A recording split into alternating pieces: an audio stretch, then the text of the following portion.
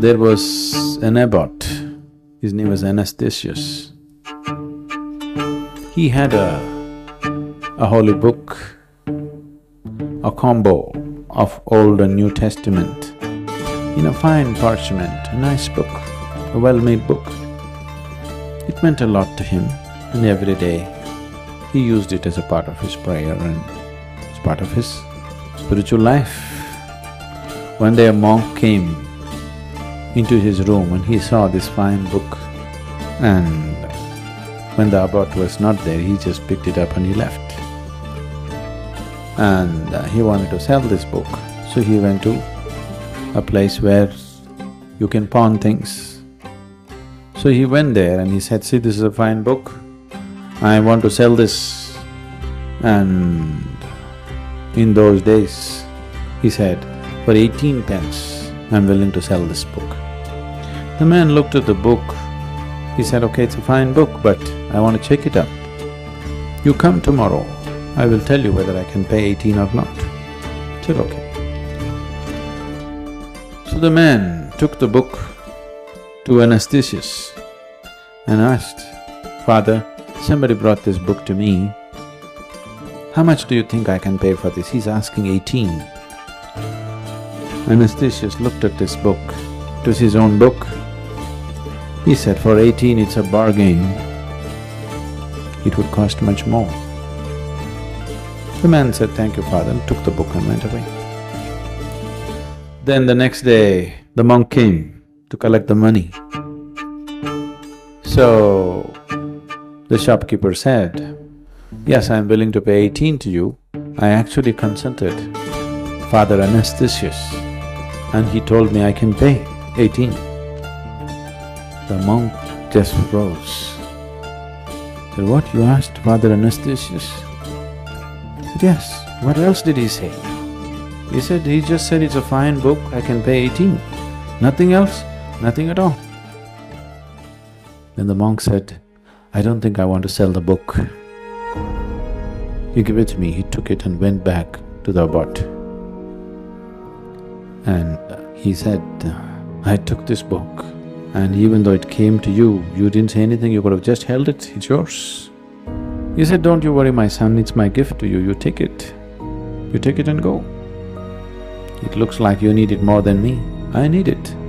And I can always get another copy, but it looks like for you it's very precious, you take it." Now he just broke down and he lived and served him for the rest of his life. Why I'm saying this is, this will come to you only when you know you could die today. You could die today or you could die tomorrow, then you will not struggle and haggle with everything. You're willing to let go of things. When you believe you're going to be here forever, you go on accumulating and struggling with these things. It is because of this, people, you have enough clothes for 3 lifetimes, enough shoes for 6 lifetimes. Yes, isn't it so? So you decided you're going to come back 6 times over, at least to wear the shoes out. At least the shoes shouldn't go waste, isn't it? Most people think, generally in the world, they believe that if they die in their sleep, it's wonderful. What a horrible desire. You want to die unaware. Because you're so scared, you think dying in sleep is better than dying awake. I want you to die fully awake. This whole process of how to die,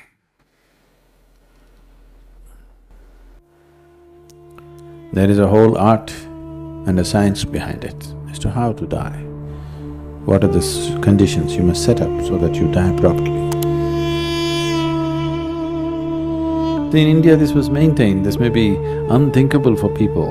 When a man has to die, he doesn't want to be among the relatives. He doesn't want to be among his children or wife or husband or anything. They will go to a strange place which is considered auspicious or holy and they die there. People went all the way to Kashi just to die, you know this? People went all the way to Varanasi just to die, even today. Because it's very important that you die in awareness, not in emotion. The last moment of transition decides many things.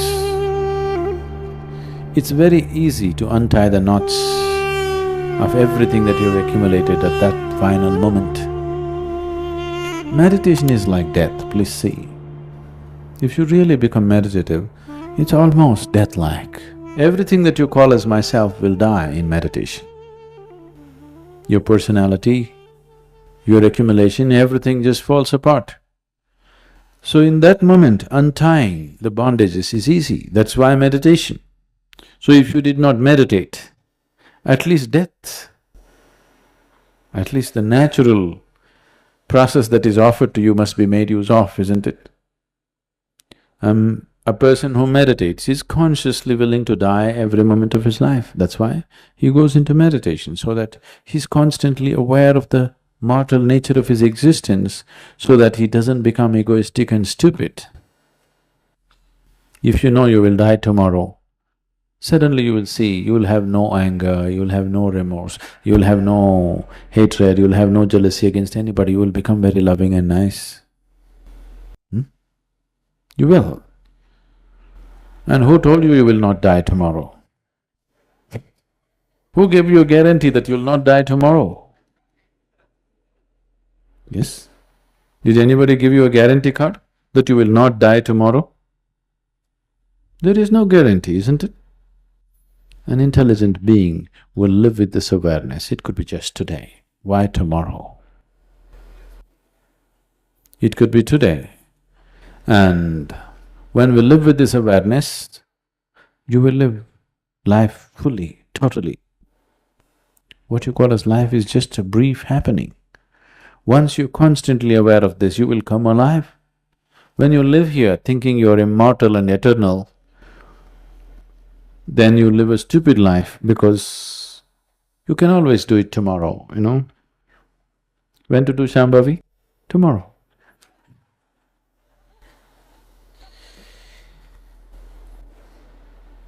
When people are constantly aware of death,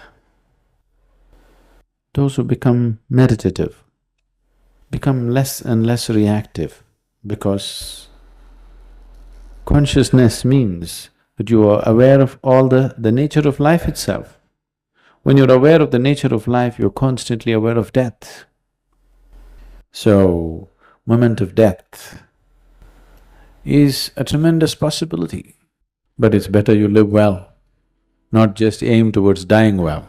You learn to live well, because if this is your last life, you better live well, isn't it? If you're coming back 100 times over, you can live a stupid life. Now when you have decided this is your last life, you better live well, isn't it? Final run. Last lap must be the best lap, isn't it?